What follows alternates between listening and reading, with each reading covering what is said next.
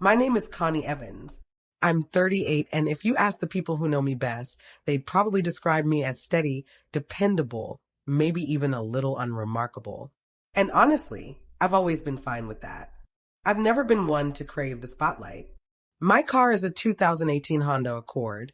My closet is mostly Target finds, and I've built a respectable career as a senior accountant at a mid-sized firm. For years, I believed that my quiet, uncomplicated life was exactly what my husband appreciated about me. At least, that's what I let myself believe during 8 years of marriage, right up until 3 weeks ago. It was a Wednesday morning. I was working from home, and I'd left my laptop on the kitchen counter while I went to refill my coffee. As I walked down the hall, I caught the sound of Gabriel's voice coming from the living room. He was on one of his business club calls. That's what he called them, anyway. In reality, it was just a handful of men on Zoom, half drunk, showing off and trading stories. I stopped mid-step when I heard what he said.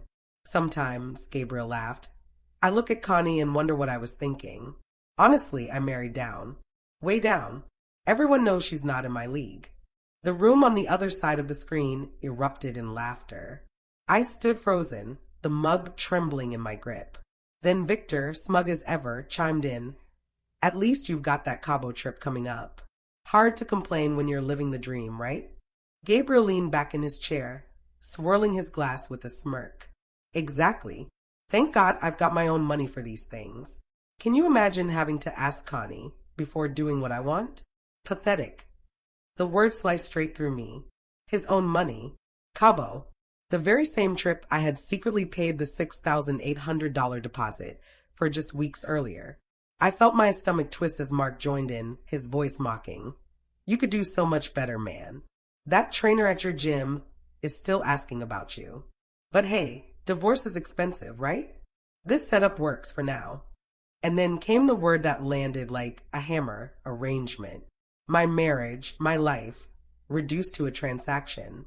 8 years together, and to him, it was nothing but convenience. I pressed myself back against the cool wall, trying to steady my breath. My coffee didn't matter anymore. I only heard Gabriel's laugh echoing down the hall as he added, Exactly for now. For a second, I wanted to march into that living room, scream, demand answers. But instead, a strange stillness settled over me, icy and sharp. I turned away, slipped into my office, closed the door, and stared blankly at the spreadsheets glowing on my screen. The numbers, usually so grounding, blurred into meaningless symbols. All I could think about was the venom in his voice. He told them he had his own money. He told them Cabo was his idea. He told them I wasn't worthy. And worst of all, he told them that our marriage was nothing more than a temporary deal. But here's what his friends didn't know. Here's what Gabriel himself never truly understood. 5 years ago, when my grandmother passed, she left me her entire investment portfolio. The inheritance was large enough that I could walk away from my job tomorrow and still live comfortably for the rest of my life. Gabriel knew about the money, but not the scope of it. I had never merged those accounts with our joint finances. Instead, I had used it quietly, funding the lifestyle he bragged about as if it were his own doing. The vacations, the leased Mercedes he loved showing off, the country club membership. Every single luxury came from me. For years, I believed I was helping the man I loved build a life he could be proud of. But that morning, hearing his derision, the truth crashed cold and merciless. He didn't love me. He didn't even respect me. And if he truly thought he had married beneath himself, he was about to learn just how high above him I really stood. That evening, Gabriel walked in for dinner wearing the same smug grin he always wore. He kissed my cheek, complimented the pasta I'd made, and piled his plate high.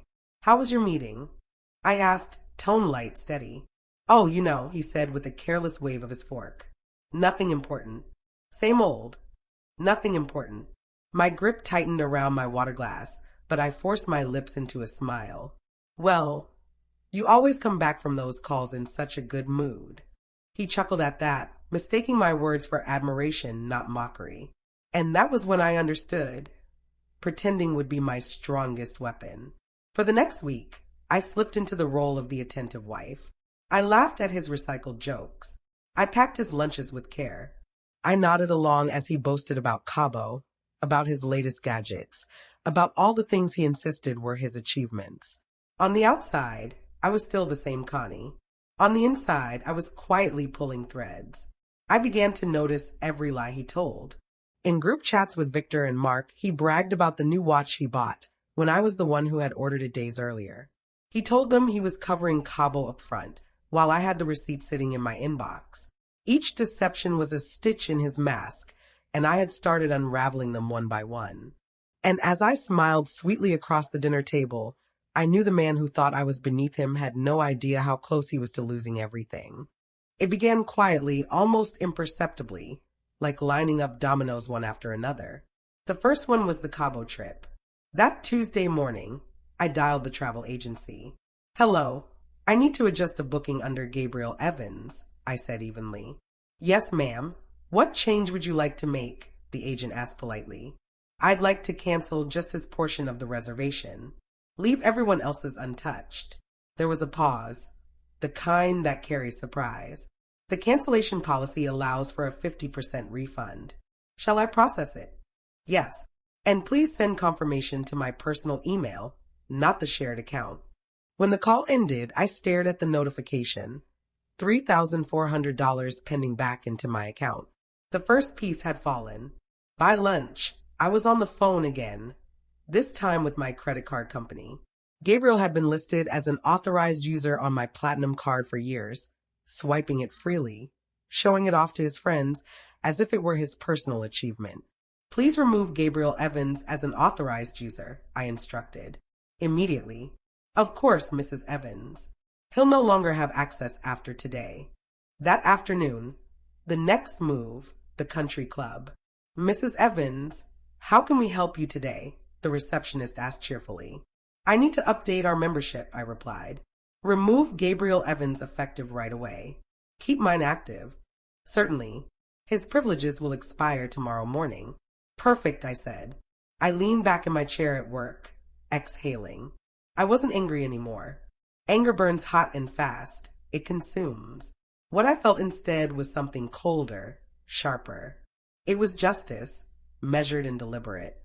That evening, Gabriel sauntered into the kitchen, humming, brimming with smug energy. "Hey, babe," he chuckled, "did you hear? Victor's wife just got caught hiding a shopping spree from him. Man, some women just don't know how to manage money." I nearly laughed out loud. The irony was delicious. Instead, I said lightly, "I think it's better when everyone manages their own expenses. Keeps things clear." He grinned, missing the point entirely. "Exactly. That's why we're perfect. We don't interfere in each other's finances." "Oh, Gabriel," I thought silently. "Soon you'll learn just how separate our finances really are." The stage was set. The dominoes were aligned. He was already walking straight into the collapse. Thursday morning, I sat in a cafe near my office, sipping a latte. My phone vibrated so violently across the table, I thought it might crack. "Gabriel. Message 1, what the hell, Connie? The club just embarrassed me. My card didn't work, and they told me my membership was revoked, in front of everyone at yoga." I let it sit. 1 hour passed before I replied. "That's odd. Didn't you say you keep your money separate? Maybe you forgot to pay your dues." Silence. Then 20 minutes later. "Message 2, this isn't funny. Fix this." I typed slowly, deliberately. "Not sure what you want me to fix. You told me you manage your own expenses. Remember?" That evening, when I walked into the house, Gabriel was pacing like a caged animal, red-faced. "What is your problem?" he snapped. "Do you know how humiliating that was?" They announced in front of Victor, in front of Mark, that my membership was canceled. I tilted my head, feigning confusion. "I thought you had your own money, Gabriel." "That's what you tell them, isn't it?" His face drained of color. You heard that?" "Every word," I said softly. "Especially the part about your little arrangement with that trainer at the gym." He stammered. "Connie, I didn't mean..." It was just guy talk, venting. "You meant it," I cut in coldly. "And you're right. You are out of my league. Maybe it's time you proved it." For the first time in years, he had no answer. The next few days, he tried his old tricks. He cooked my favorite meal. He appeared in my doorway with a bottle of wine, wearing that cologne I once adored.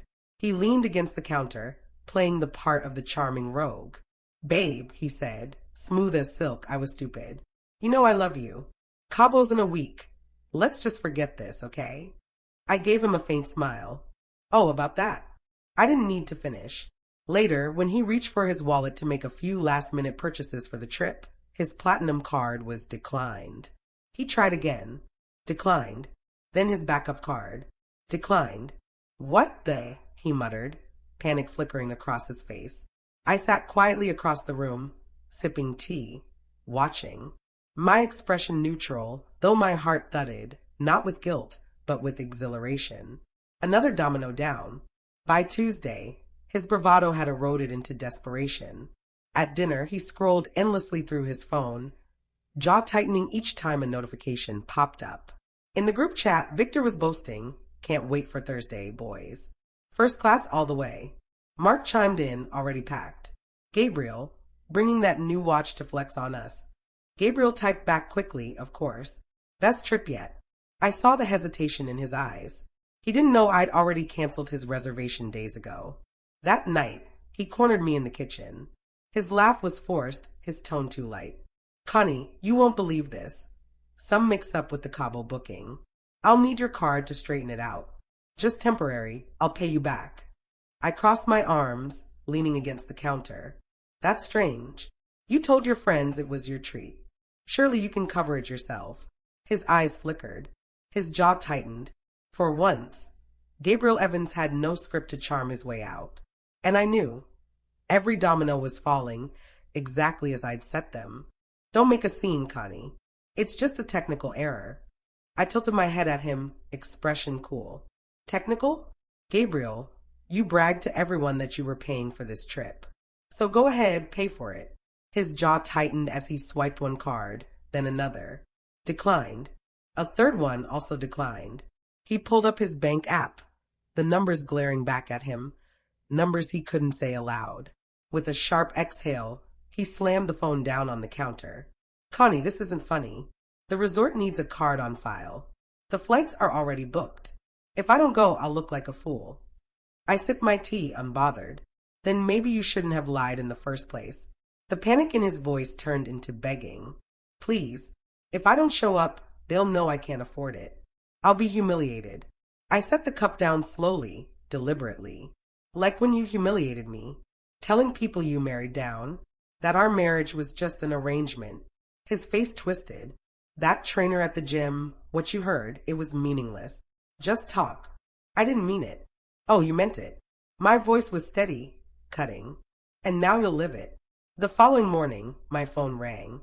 His mother's voice was sharp, laced with entitlement. "Connie, what is this nonsense? Gabriel says you're refusing to help him with Cabo. You can't leave my son stranded like this." I kept my tone level. "Carol, your son told everyone he could pay for himself. Maybe you should ask him why he's been lying." A beat of silence, then, "Connie, he needs you. Don't let him embarrass himself like this." "Embarrassment," I murmured, "is sometimes the only way people learn." By Thursday, the group chat was buzzing with confusion. "Victor Gabriel, the resort says your booking is canceled. What's happening?" Another text came in. "We're boarding in 20. Where are you?" Gabriel was on the couch, still in pajamas, his suitcase gaping open on the floor. His face was ashen. "They're going without me," he whispered. "Yes," I said from the doorway. "They are." He dropped his head into his hands, and I thought about the word he had so carelessly used, arrangement. He was finally about to understand what happens when arrangements end. When the group posted photos from Cabo, first-class seats, cocktails in the sun, Gabriel scrolled through Instagram like a ghost of himself. By Sunday evening, he turned to me again, desperation heavy in his voice. "You've made your point, Connie. Fine, I miss Cabo. But do you realize what you've done? You've destroyed my reputation with them."